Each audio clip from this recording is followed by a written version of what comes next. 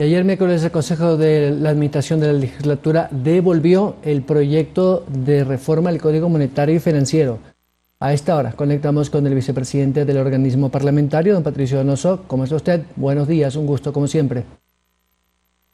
Buenos días, Byron. Para mí es un gusto y por supuesto agradeciéndole por esta cordial invitación. A sus órdenes, Byron. Bueno, leía que usted ha dicho que se devuelve este proyecto porque está mal redactado en la forma más que en el fondo. Habrá que echarles una manita a quienes han redactado este proyecto. ¿En qué está mal redactado según ustedes? Más que mal redactado, se han cometido un par de errores en cuanto a que la ley, la Constitución, perdón, en su artículo 136, determina que debe haber una expresión clara, absolutamente clara, de los artículos que con la reforma se pretende reformar o derogar. Y allí hay una falla en el proyecto que nos llegó a la legislatura. Por eso es que el día de ayer, por razones de forma, no de fondo, el Consejo Administrativo de la Legislatura, por unanimidad, Byron, resolvió no calificar aún el proyecto, remitirla a la Presidencia de la República para que hagan estas correcciones, para que se establezca claramente la identificación del artículo que se pretende reformar o derogar con el proyecto precisamente reformatorio a la ley monetaria. Por tanto, estamos a la expectativa, hoy día se va a remitir esta opinión del Consejo de Administración de la Legislatura al gobierno y esperemos que en las próximas horas el gobierno nos devuelva el proyecto con la corrección de este error de forma, diría yo, no de fondo, de tal manera que hemos cumplido porque, permítame decirle, Byron, en derecho público solo se puede hacer lo que está escrito. En derecho privado se puede hacer todo menos lo expresamente prohibido. Y como esto es derecho público, tiene que estar exactamente establecido en el articulado, en el texto de un proyecto que se pretende reformar, tiene que estar claramente definido con expresión clara, repito, conforme dice el artículo 136, inciso segundo de la Constitución, la expresión clara de los artículos que con la nueva ley se pretende derogar o reformar. Ese es el error que ha cometido el proyecto o el gobierno al remitirnos de esa manera. Por tanto, esperemos que lo corrijan. El ministro Pozo, que es un hombre con altísima experiencia en temas financieros y económicos y además tiene una trayectoria también en la banca, por lo tanto sabe de lo que habla, ha dicho varias veces que el fundamental espíritu de la ley es proteger al Banco Central de injerencias políticas y esto en clarísima observación a que pueda ser usado de caja chica a pesar de que pertenece como institución al gobierno central, al ser un banco emisor en este caso, aunque ya no emite moneda. Expliquémoslo un poquito cuál es el concepto que realmente podría valorarse en este proyecto de ley que efectivamente le blinde al Banco Central para que no se usen esos fondos que es de todos los ecuatorianos o del sistema financiero en general para uso, como han denominado, de caja chica de cualquier gobierno, vamos. Voy a ser claro, Byron. El dinero que reposa en el Banco Central, esa reserva monetaria, es dinero de los depositantes de la banca, de los ciudadanos, de los casi 7 millones de ecuatorianos que tienen cuentas de ahorro y cuentas corrientes en la banca, en los bancos, para hablar más claro. Por lo tanto, ese dinero no es del gobierno. Ese dinero también, el que está en el Banco Central, es propiedad de los gobiernos autónomos descentralizados, vale decir de los municipios y de las prefecturas. Sin duda alguna, ese dinero no es del gobierno. La práctica negativa ha sido que pretérитamente se han tomado esos dineros, el gobierno anterior lo hizo en cifras multimillonarias, siendo plata que no le pertenece. Por tanto, creo que darle autonomía al Banco Central, como lo acaba de hacer Brasil y como lo han hecho otros países, y otros ya lo tienen desde hace rato largo, es establecer disciplina fiscal. Y la disciplina fiscal trae como consecuencia el cuidar esos dineros, el poder tener credibilidad frente al mundo, el tener el apoyo de los multilaterales de crédito, Fondo Monetario Internacional, Banco Mundial, Banco Interamericano de Desarrollo, Corporación Andina de Fomento, y por supuesto poder enfrentar crisis como la que estamos viviendo, crisis económica, crisis social y por supuesto la crisis sanitaria. En otras palabras, la independencia del Banco Central es connatural en un país que incluso está dolarizado. Por tanto, esa plata no es del gobierno, seamos claros. Y siendo plata de los depositantes, siendo plata de la Reserva Internacional, que además garantiza las importaciones, estimado Byron, tenemos que ser claros en que el proyecto, por lo menos conceptualmente, todavía no hemos revisado el articulado en su totalidad, por lo menos conceptualmente, cumple con una intención clara que es impedir, escúcheseme bien, impedir que este u otros gobiernos a futuro puedan tomar mano de plata que no les pertenece.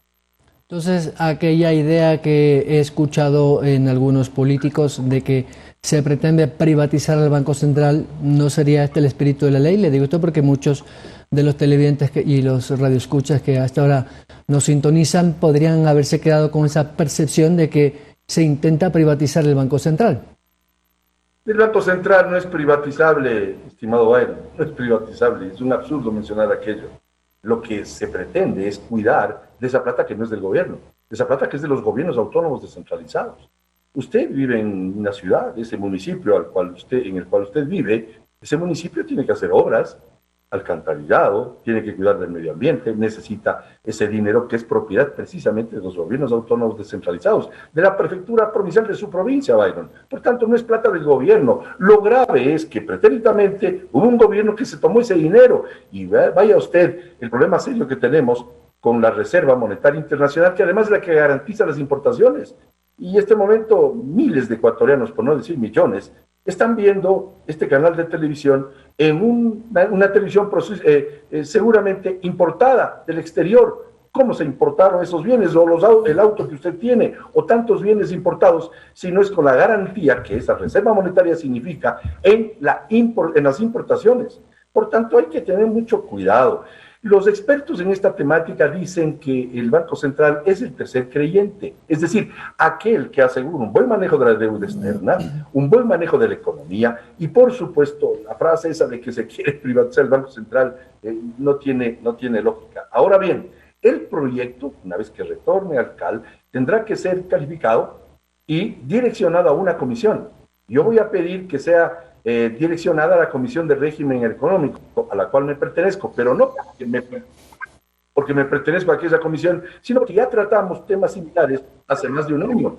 Sería garantizar el trabajo, la continuidad del trabajo de la Comisión de Régimen Económico de la Asamblea. Ahora bien, esa comisión, en el evento de que así sea, Byron, tendrá que sociabilizar el proyecto y en aquella sociabilización tendrá que invitar no solamente al ministro de Finanzas, no solamente a la gerente del Banco Central, sino actores de la economía privados. Yo voy a pedir, por ejemplo, y me permito dar nombres, voy a pedir que sean invitados Abelardo Pachano, que sea invitado Jaime Carrera, Vicente Albornoz, y otros legisladores pedirán la comparecencia de otros actores para llenarnos de elementos de juicio necesarios para hacer un buen trabajo, porque en el plazo máximo de 30 días tendrá que ser evacuado este proyecto de urgencia económica.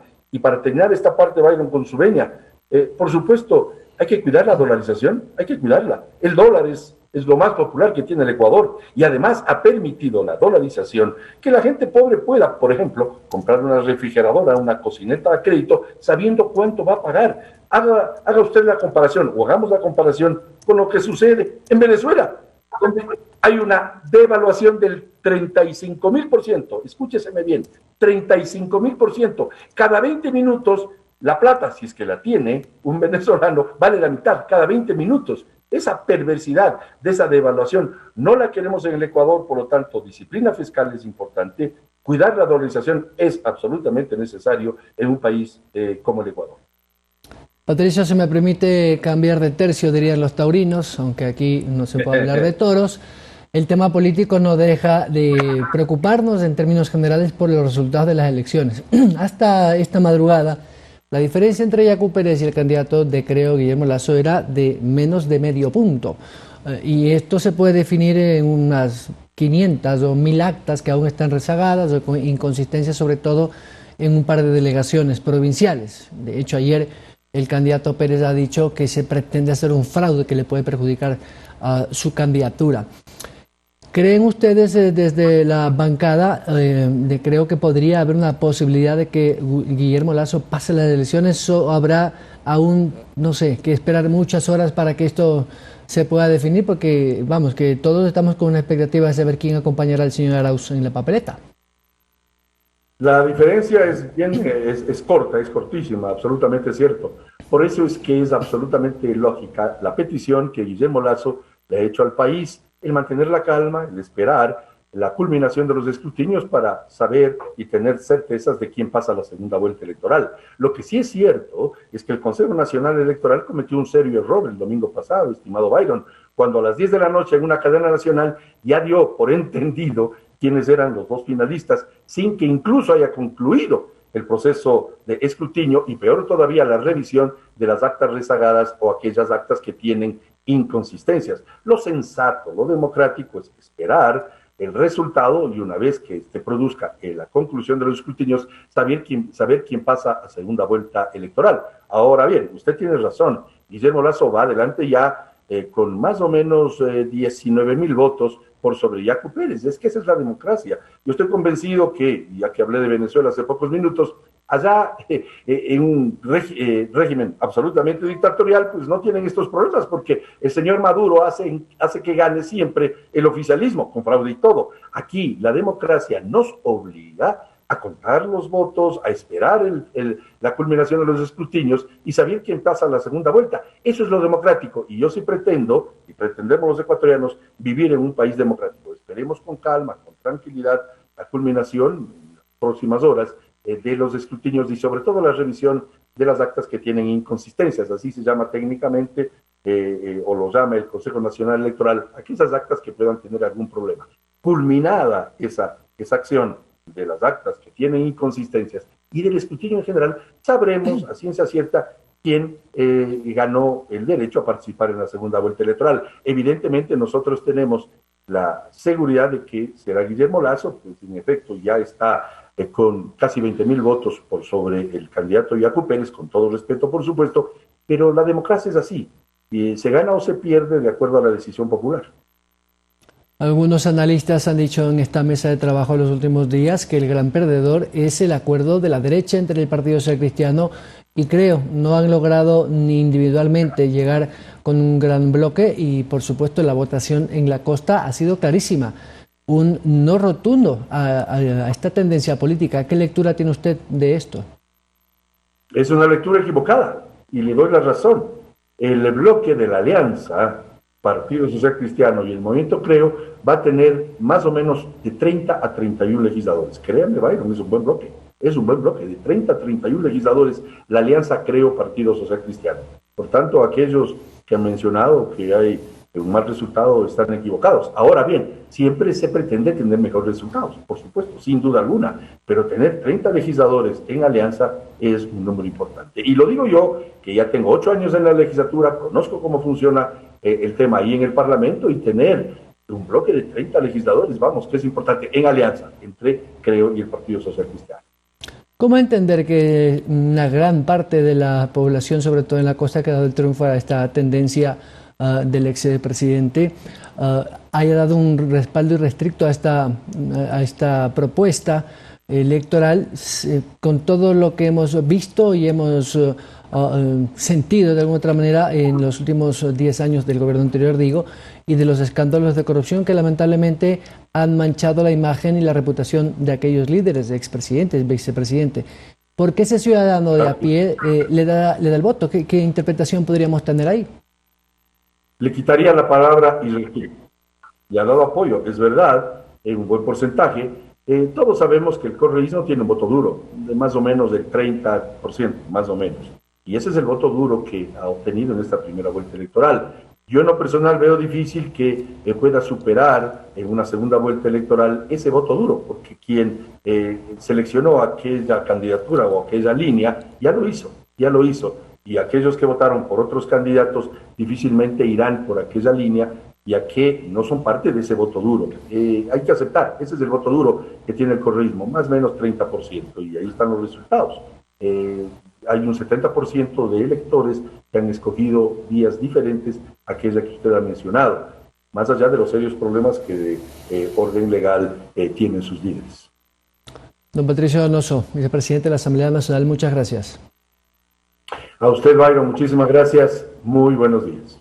Gracias a don Patricio Donoso, miembro del Consejo de Administración de la Legislatura, a propósito de la devolución del proyecto de reformas al Código monetario y financiero enviado por el Ejecutivo hace algunos días. 7:38 de la mañana, regresamos luego del corte para también hablar con otro legislador, pero hablaremos sobre esta reforma al veto parcial al Código Integral Penal a propósito de esta penalización a los actos de corrupción.